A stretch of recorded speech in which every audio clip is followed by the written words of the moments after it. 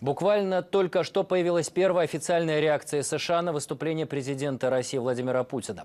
Официальный представитель Пентагона Дана Уайт на брифинге, который проходит в эти минуты, сообщила, что информация о новейших российских вооружениях не удивила военное ведомство США.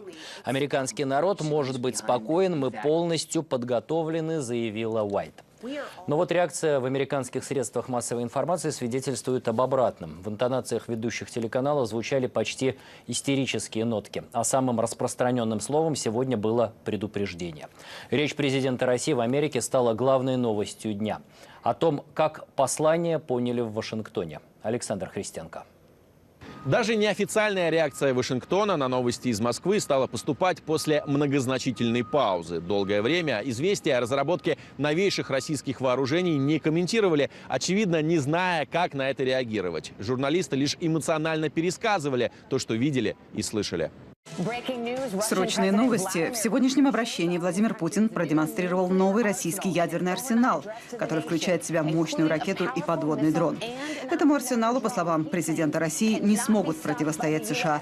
Путин показал всему миру, что он не блефует. Британские таблоиды уже пестрят заголовками об угрожающей России. Якобы запаниковали и в американском штате Флорида, очертания которого обнаружили на карте в ролике Минобороны России. Кто-то, напротив, успокаивает, мол, из-за близости к Кубе флоридцам ничего не грозит.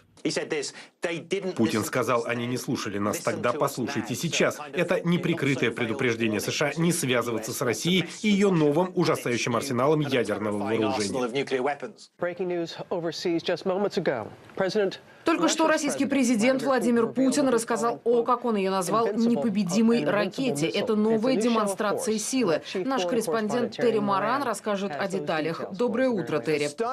Ошеломляющее заявление Владимира Путина – это агрессивная и сумасшедшая демонстрация новых ядерных возможностей России. То, как Путин рассказывал о своей новой ракете, было поразительно. Он был почти зол, когда говорил: «Никто не слушал нас, слушайте нас сейчас». Сдерживание России не удалось.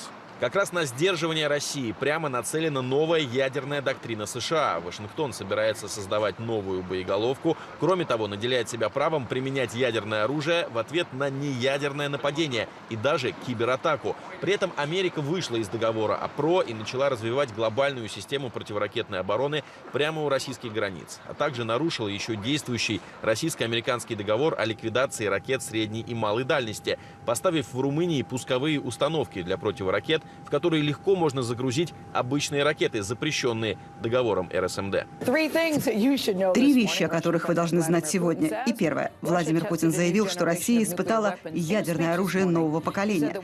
Он сказал, что беспилотные подводные аппараты с ядерной боеголовкой и новые крылатые ракеты могут прорваться через любые системы противоракетной обороны. Путин также сказал, что Москва немедленно ответит на любую ядерную атаку на Россию и ее союзников. В отношениях России и США тяжелейший кризис доверия. И понятно почему. Вопреки обещаниям, НАТО расширили на восток и вплотную придвинули военную инфраструктуру к российским границам.